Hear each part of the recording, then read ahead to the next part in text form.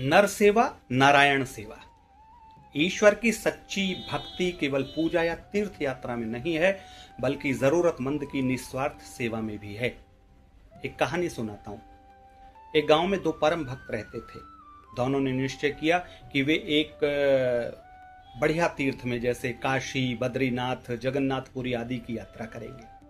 दोनों यात्रा पर निकल पड़े। रास्ते में उन्हें एक वृद्ध व्यक्ति मिला। वो बहुत बीमार था, भूखा प्यासा था और सड़क किनारे पड़ा कराह रहा था। उसने यात्रियों से पानी और सहायता की विनती की। पहले भक्त ने सोचा कि यदि मैं इसकी मदद को रुक जाऊंगा तो यात्रा नहीं कर पाऊंगा, लेकिन दूसरे व्यक्ति ने उसकी मदद के लिए रुकने की इच्छा व्यक्त की और वो वहां पे रुक गया, क्योंकि दूसरे भक्त का मन नहीं माना कि वो उसे इस तरह अकेला छोड़ दे। उसने सोचा कि यदि मैं इसे इस तरह छोड़ दूंगा तो शायद ही जीवित ना बचे। भगवान के दर्शन तो फिर भी हो सकते हैं, पर पहले इस प्राणी की सेवा करना मेरा धर्म है। उसने यात्रा रोक दी, वृद्ध को पानी पिलाया, भोजन कराया, दवा दिलवाई और कई दिनों तक उसकी सेवा करते रहा। जब वृद्ध स्वस्थ हो गया तब तक तीर्थ यात्रा का समय निकल गया, इसलिए वो तीर्थ पर तो नहीं जा सका। उधर पहला भक्त तीर्थ में पहुंच गया।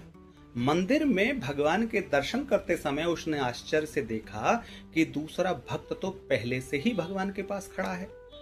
दर्शन करके लौटने पर उसने उनसे पूछा कि तुम तो रास्ते में रुक गए थे, फिर मुझसे पहले तीर्थ कैसे पहुंच गए? दूसरे भक्त ने कहा, मैं तो तीर्थ आया ही नहीं। तभी स्वयं भगवान ने बताया कि जिस दिन इस भक्त ने उस असहाय वृद्ध की सेवा की, उसी दिन उसने मेरे साक्षात दर्शन कर लिए। मैं उसी वृद्ध के रूप में उसकी परीक्षा लेने आया था। जिसने मेरी सृष्टि के दुखी प्राणी की सेवा की, उसने मेरी ही सेवा की, इसलिए वो बिना आए भी मेरे पास पहुंच गया। इस कहानी का संदेश केवल इतना है कि नर सेवा ही नारायण सेवा है। दया, करुणा और सेवा केवल कर्म कांड से श्रेष्ठ मानी गई है। सच्ची भक्ति वही है जिसमें भगवान को हर प्राणी में देखा जाए। मैं समझता हूं ऐसी भक्ति तो हर व्यक्ति कर सकता है। आप भी करिए और जिंदगी को खुशहाल बनाइए।